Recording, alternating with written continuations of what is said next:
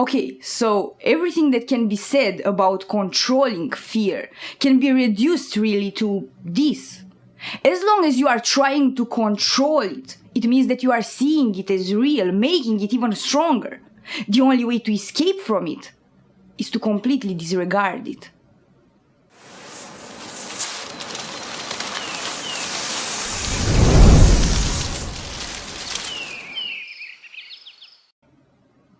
Fear hides elaborate mental constructions that give birth to complicated illusions. From I'm broken to I think I'm gonna get fired to nobody likes me to I'm gonna go to hell.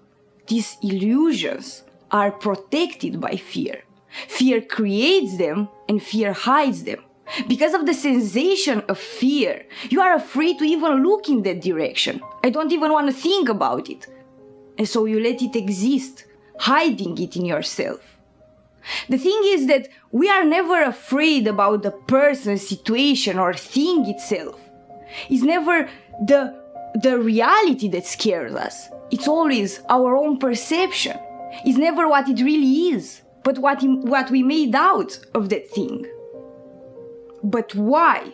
Why is our mind doing this? Why is our mind distorting our perception? Well, because there is a contradiction in you. Your self, your heart, your soul, or however you want to call it, loves new experiences, but your mind rejects them. The mind rejects everything that it's unfamiliar with. And how? Well, using fear. That's why in front of a new situation, you always have a nervousness, if not to say a terror, to keep you company. Transcend the mind, transcend the fear, transcend the past, transcend the ego. They all mean the same thing. The fastest way to grow is to continually disregard the fear. To actively do that means to actively grow. Now, there is always the risk that the more you try to explain it, the further away you go from the truth. And it's not really a risk, it's more like a fact. But if we try to explain the phenomenon of fear in another way, if we try to put it in another words, then we can say that fear is a reaction of your mind. Reaction is opposite to creation. What? Well, in front of a new situation, you always choose to act exactly as you did before, or as others usually do, instead of making a new act, instead of acting differently. Why? Well, because we work under the presumption that it's safer to do what is normal than what is natural. Yet enlightenment is our natural state of being, so we must always do what comes natural to us in order to achieve it. Our nature is love, not fear.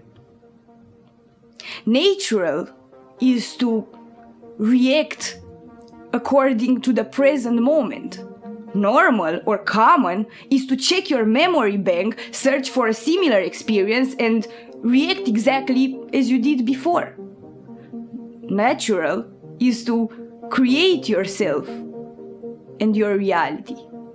Normal and common is to recreate, to reproduce the same experience over and over again. Did you ever feel like you are caught in a loop? Or, for that matter, did you ever felt like the history is keep repeating itself? Is that a proof that our global consciousness is dominated by fear or what? Creation, making new actions, or constantly choosing who you choose to be can be made only into the present. Reactions belong to the past, from the fear land. That's what is meant by be present here and now. The only escape from fear is the reality itself, which can be found only into the present moment. The present moment is the reality. The fear, it's an illusion, and illusions have nothing to do with reality. Nothing unreal can exist.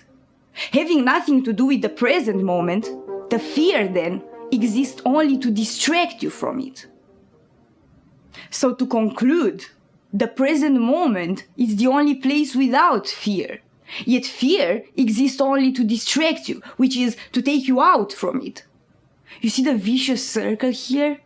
If you keep acting out of fear, if you keep listening to it, if you go down the road, then you will keep missing the very escape from it. In other words, how can you be present if you keep thinking about the past? You have to see that all fear, all anxiousness, all frustration and pain and struggle are coming from this imaginary box called past that you keep accessing. The more you access it, the more you risk to get lost in there and confuse this box, this small reality, with the reality itself. Is then when people are telling you that you are living in the past.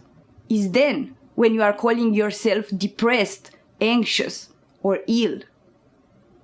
The psychiatrist called this the subconscious, and very well that's said, because you are indeed not conscious when you are inspire yourself from there, when you are spending time in there. The good news is that you have something that is not only an immediate solution to fear, but it's also the faster way to inner growth, the faster way to remember who you really are, and also the only place where you can meet God.